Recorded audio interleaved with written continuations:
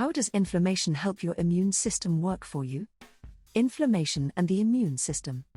Welcome to the second video of the Natural Health Guy's Secrets of the Immune System video series.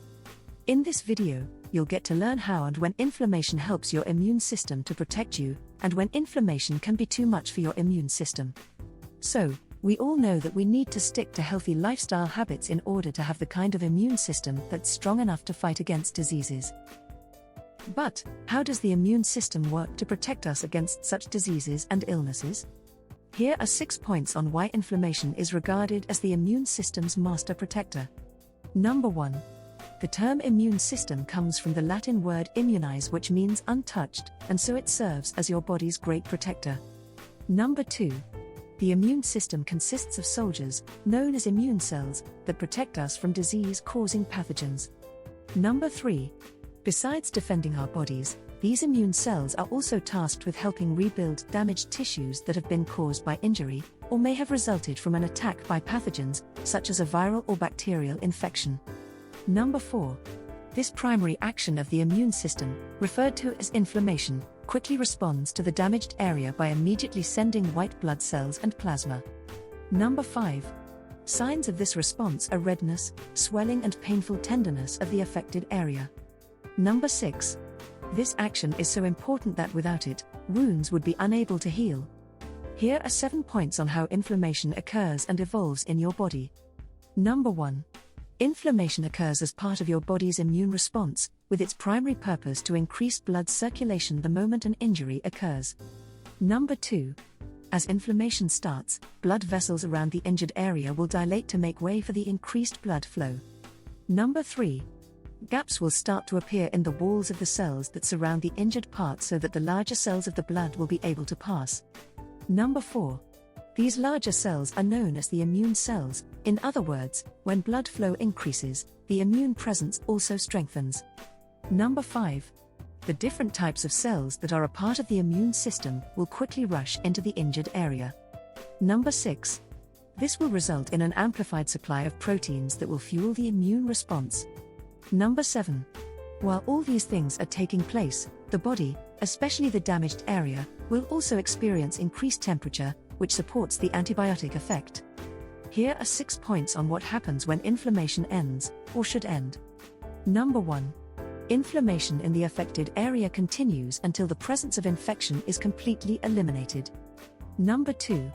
When inflammation is still present, phagocytes will continue the task of destroying bacteria. Number 3. The acquired or adaptive immunity that the body develops over time, as it learns how to target and kill specific pathogens, will then bind these destroyed bacteria and dispose of them as toxins. Number 4. At this point, you might start to see pus coming out of the infected area.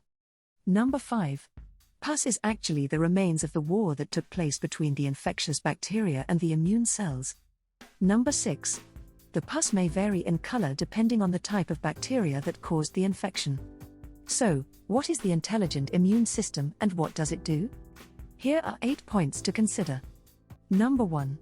The immune system is structured in a way that has 1. An inbuilt innate capability of identifying the body's threats, and 2. An adaptive know-how that effectively learns from experience of it having dealt with previous problems. Number 2.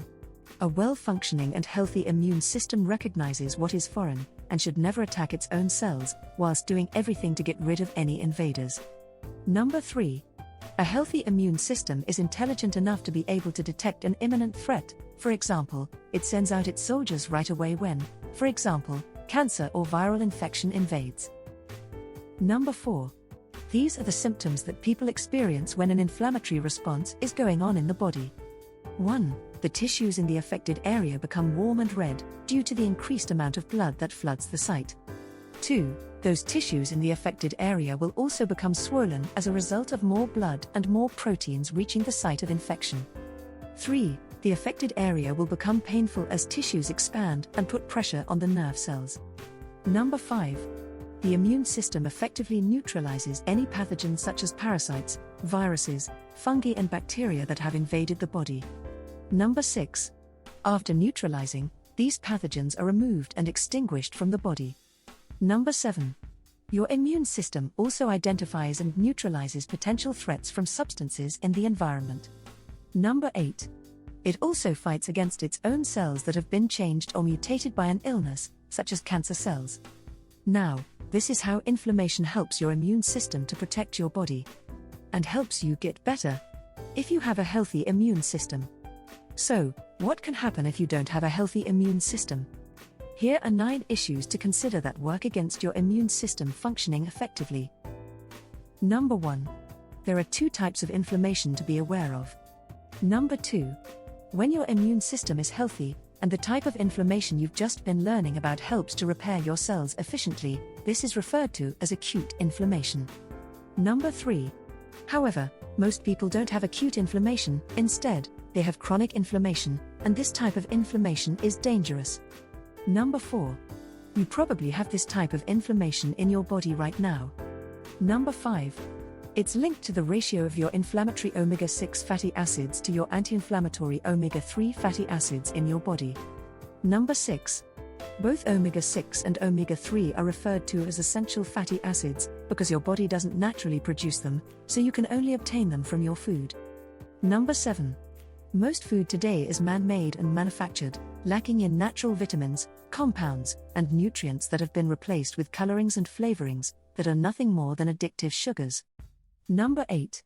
With our lifestyle of today, that has evolved since the end of the Second World War, your body is very likely inflamed at a cellular health level, and so your protective immune system can be mistakenly triggered to release its soldiers that effectively go on the rampage on your healthy cells. Number 9. This is the level of danger and risk imposed by chronic inflammation that can lead to your immune system attacking your healthy cells, as they mistakenly target them as being threats. Summing up then, how does inflammation help your immune system work for you? 1. Inflammation can either be acute or chronic. 2. For your immune system to function efficiently, and to repair your body thoroughly, your body needs to be healthy at a cellular level. 3. Most people have chronic inflammation, and this poses a big risk and threat to your overall health, because your cellular health is out of balance. 4. The good news is that there's a way to measure your omega-6 to omega-3 fatty acid ratio in your body, and to bring your body back into balance at a cellular level, thereby getting your level of inflammation in your body from chronic to acute. And that can only be a good thing to have. A healthy immune system. The Secrets of the Immune System video series is continued in the next video, which covers shingles and your immune system. To become an exclusive subscriber of this channel, don't forget to subscribe by clicking on the subscribe button in the bottom right corner of this video, and then click the grey bell icon to ensure you get notified of when the next video is uploaded to this channel. Many thanks. You are so awesome.